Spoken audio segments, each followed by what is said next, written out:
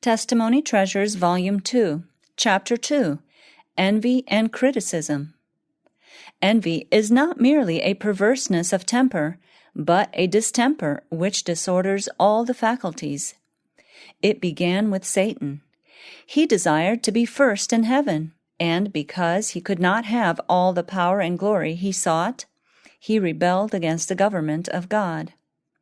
He envied our first parents and tempted them to sin, and thus ruined them and all the human race.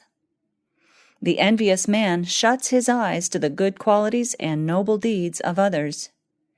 He is always ready to disparage and misrepresent that which is excellent. Men often confess and forsake other faults, but there is little to be hoped for from the envious man. Since to envy a person is to admit that he is superior, pride will not permit any concession.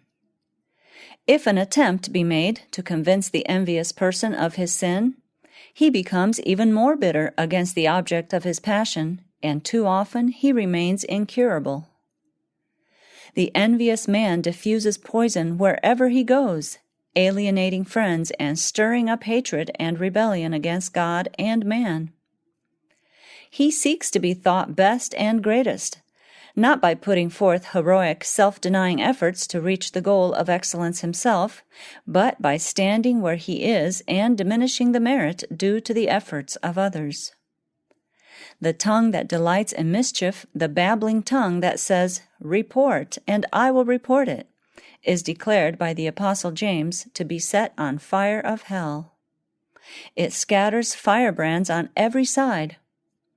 What cares the vendor of gossip that he defames the innocent?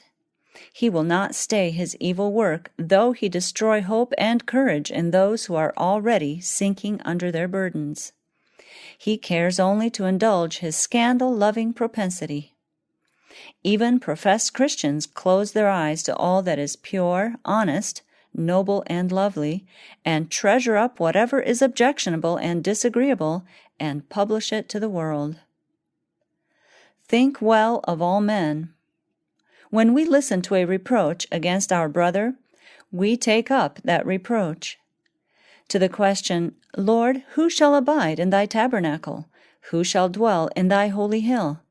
the psalmist answered, "He that walketh uprightly, and worketh righteousness, and speaketh the truth in his heart. He that backbiteth not with his tongue, nor doeth evil to his neighbor, nor taketh up a reproach against his neighbor."